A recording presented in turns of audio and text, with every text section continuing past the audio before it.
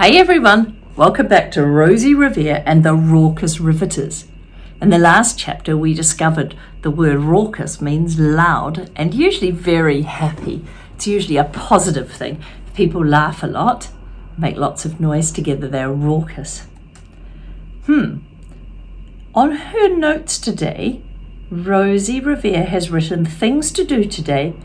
Go to archaeology shop with Ada and Iggy. This is sometimes a maths book when it's square or a science book, because sometimes when you're collecting information in science, you need to draw diagrams or make graphs, and square paper is very helpful for that.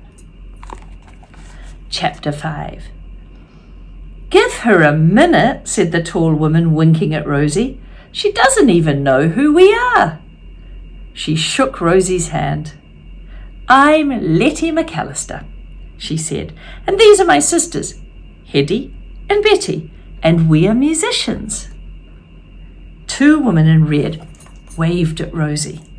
The woman sitting next to Betty smiled. Rosie and I are old friends, she said. Bernice was Ada Twist's great aunt. She owned the archaeology shop on the town square. It was called Can You Dig It? The shop was full of ancient things from all around the world. Perhaps I can stop for a minute, and if you don't know what archaeology is, somebody in the class can tell you.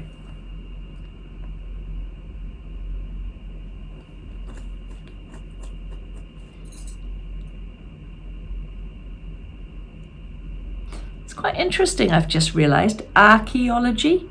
And you all know paleontology because lots of you love dinosaurs. So paleontology is the study of dinosaurs. And archaeology, they both end in ology. That'll be something to investigate. I wonder what ology means. So Bernice was Ada's great aunt, and she owned the archaeology shop on the town square. It was called Can You Dig It? And the shop was full of ancient things from around the world. Rosie and Ada and their friend Iggy come visit me all the time. These kids are so full of great ideas and great questions, and I gave them a nickname. I've called them the Questionnaires. Oh, I love that, the Questionnaires, because they ask lots of curious questions. Oh, I like that, said Aunt Rose. The other woman nodded. Rosie liked it too.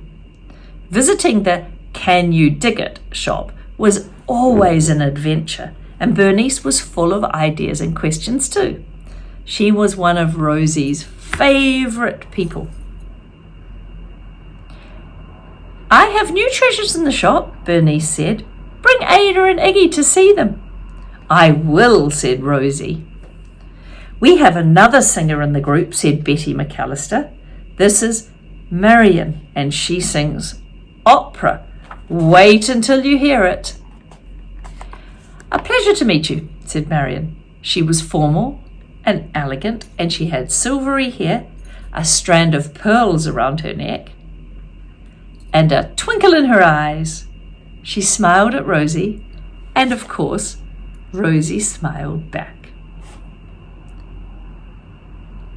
And lastly, said the woman in the wheelchair, I am Eleanor, but you can call me Boss. Everybody does. Because you're bossy, said Letty. I speak plain and I get things done, said Boss. If that makes me bossy, then good. I am too busy getting things done to care. The Riveters all cheered, whee! So they've called themselves the Raucous Riveters. It's kind of like having a little club. Boss smiled. We are the Blue River Riveters, she said, and we worked together in the B-29 factory during World War II. We made a difference back then when it was needed most, and we still do our part.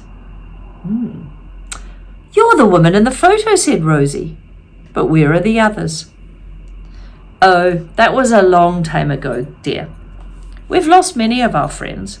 So you think, do you know, who knows in the class when World War II was?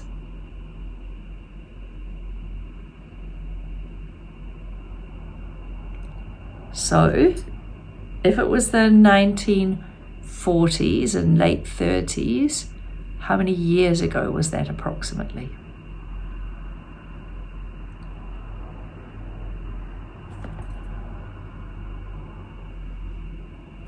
Yeah, so a lot of people that were in World War II aren't around anymore. They're old and maybe they've died. Her voice grew quiet. So many, said Letty. The Riveters raised their coffee mugs with one hand and slapped the table with the other and said, I'll do it with my water bottle, to friends, like saying cheers, to friends. Chapter 6. After a moment, Boss slapped the table again. The McAllister sisters let us use their house as their own home. It's your home too, said Betty. We've all known one another so long, it's like we're family. Rosie liked it. She lived with all her aunts and uncles and knew that families come in all different shapes and sizes. We always help one another in emergencies, said Letty. But I'm so curious why Rosie's there. Do you think they're getting to that? Why have they helicoptered Rosie over to their house? Sometimes we get together and we just dance, said Aunt Rose. Yeah, we do, said Hetty. And she tapped out a beat on her coffee mug, and Letty and Betty broke into a zippy song about doing the boogie woogie and jumping the jive, and the Riveters swayed and clapped along. Whack! Boss slapped the table hard and the room went silent. Riveters, have you forgotten our emergency? We have to help June. Sorry, boss, said Hetty, but she didn't look very sorry. I got carried away there dancing and singing. Then get carried right back here, said Boss. You can start by telling Rosie what's going on. Hetty and the Riveters told Rosie about June, the artist of the bunch. During the war, June painted the pictures on the noses of the aeroplanes. Oh. Each year since, June painted in an art competition at Blue River Creek Festival. It was the most important event of the year for her. A few months ago, June wrecked her motorcycle and broke both her wrists. She fell off her motorbike and she must have landed on the ground. She broke her wrists. Her wrists are very weak, so she still wears casts. How can she paint with casts? Asked Rosie. Boss stared hard at Rosie. That is up to you. Aunt Rose handed Rosie a flyer. To go.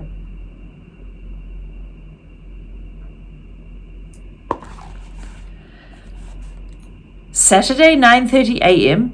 Meet in the town library to receive the theme of the contest. 2 p.m. Judging begins. Artists must paint by themselves. Support teams can set up, clean up, and cheer. No electricity can be used. Okay, so at 9:30 in the morning, you get the rules of the competition, but the competition finishes at 2:00 in the afternoon, and it says no electricity, and only you can paint, but other people can help you set up. I see. Okay, let's stop and predict why they've called Rosie. Turn and talk to your neighbour.